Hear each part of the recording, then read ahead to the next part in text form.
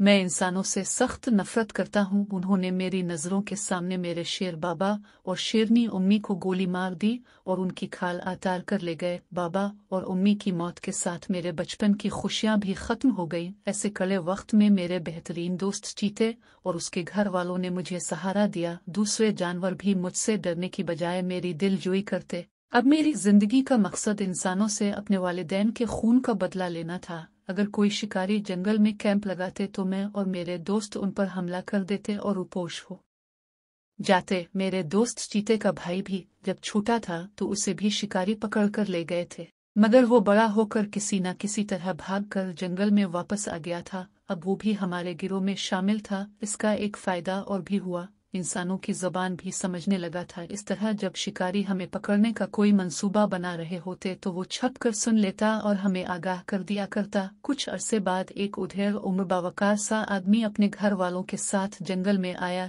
वो एक बड़ी और मजबूत गाड़ी में आए थे। इस आदमी के साथ इसकी बीवी, एक नौजवान लड़का और एक छोटी बच्ची थी। हम हैरान थे कि इस खतरनाक जंगल में कोई शिकारी घर वालों के साथ तो नहीं आता। चीते ने घात लगाई कि सुन सके आखिर मामला किया है। अंधेरा सर पर था। वो आदमी और औरत गाड़ी से बाहर खड़े बातें कर रहे थे। इस आदमी ने कहा, मेरे दुश्मन सोच भी नहीं सकते कि हम इस खतरनाक जंगल में रुपोश हो सकते हैं। मुझे वो फाइल लाजमी कमिश्नर तक पहुंचानी है। हमारे मुल्क के गद्दारों ने मुल्क को तबाही के दहाने तक पहुंचा दिया है।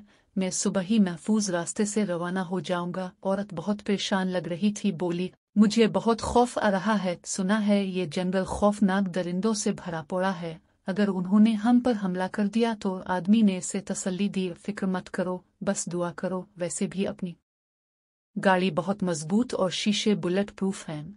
अगर दरिंदे आ भी गए तो सिर्फ धुएं वाला शेल इस्तेमाल करना, बस वो भाग जाएंगे। उन बेजुबान जानवरों पर कोई हथियार इस्तेमाल मत करना। वो दोनों गाड़ी के अंदर चले गए। चीते ने हमें उनकी पूरी गुफ्तगू से आगाह कर दिया। मैं सोच में पड़ गया कि इंसान भी कोई अच्छा काम कर सकते हैं, क्योंकि अब तक मैंने इंसानों का जालिम रूप ही देखा था, मगर ये आदमी अपनी और अपनी बीवी बच्चों की जान खतरे में डालकर भी जानवरों की भलाई की बात कर रहा है। मैंने तमाम साथियों को अपने मंसूबे से आगाह कर दिया कि सुबह जब ये आदमी रवाना हो तो कोई इस पर हमला नहीं करेगा, बल्कि छपकर उसके बीवी बच्चों की भी हिफाजत करेंगे। सुबह होते ही वो आदमी रवाना हो गया। हम उसके बीवी बच्चों पर नजर रखे हुए थे। अगले दिन चीते ने बताया कि वो औरत अपने बेटे से कह रही थी कि हैरत की बात है, तुम्हारे पापा तो कह रहे थे कि ये जंगल बहुत खतरनाक है, मगर मुझे तो एक लुमड़ी तक नजर नहीं आई। वो लड़का भी हैरान था। मैं ये सुनकर मुस्करा कर रह गया। कुछ देर बाद अचानक कुछ गाड़ियों की गुड़गड़ाहट की आवाजें आना शुरू हो गई। हम फौरन चूकने हो गए और तेज रफ्तारी से भागते हुए इस आदमी की गाड़ी के आसपास घनी झाड़ियों में छप कर देखने लगे। वो 3 बड़ी गाड़ियां थीं, जिसमें से 18-20 अफराद बाहर निकल आए। उनके हाथों में खतरनाक हथियार थे। एक गाड़ी में से जो आदमी यात्रा, इसे देखकर मेरी आंखों में खून आतर आया। ये वही आदमी था जिसने मेरे वालिदैन की जिंदगी का चिराग गुल किया था। आज भी इसके हाथ में एक खतरनाक बंदूक थी। इसके दूसरे हाथ में गेंद जैसी कोई चीज थी। मेरा रवा रवा इस पर हमला करने के लिए बेताब था, मगर अभी सूरत हाल का जायजा ले रहा था। चीते ने बताया कि उसने दूसरे हाथ में बम पकड़ा हुआ है। ये एक खतरनाक चीज है जिससे लम्हों में गाड़ी और उन लोगों के परखचे अलिफार जाएंगे। वो चीख चीख कर उन्हें बाहर आने का कह रहा था।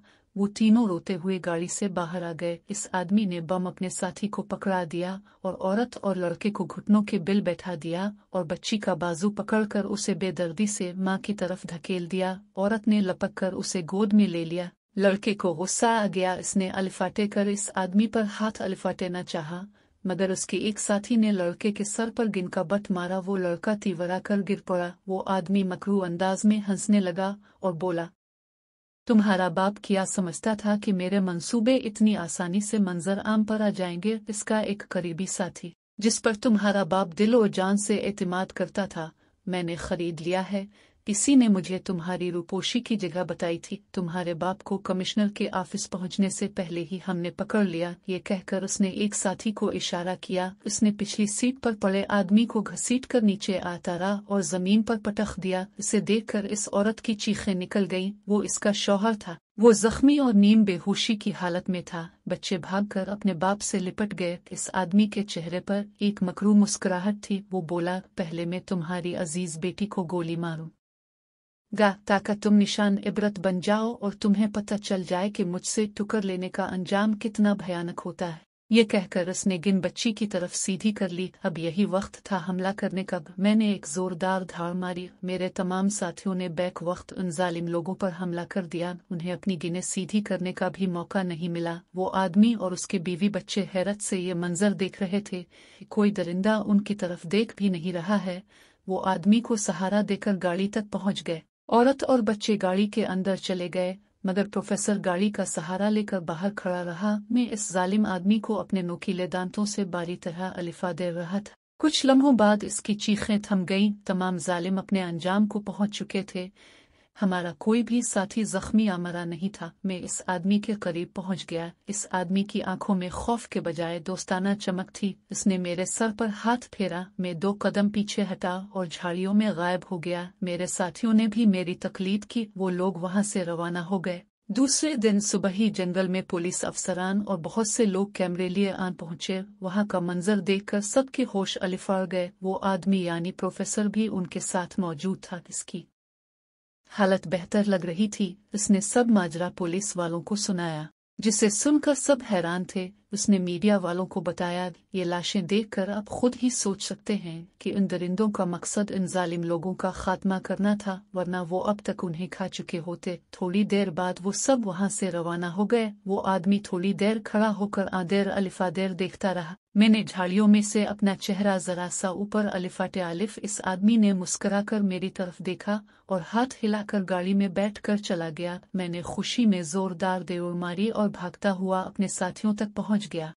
तो बच्चों, कैसी लगी कहानी? अब हमें लाइक और सब्सक्राइब करो ना। शुक्रिया।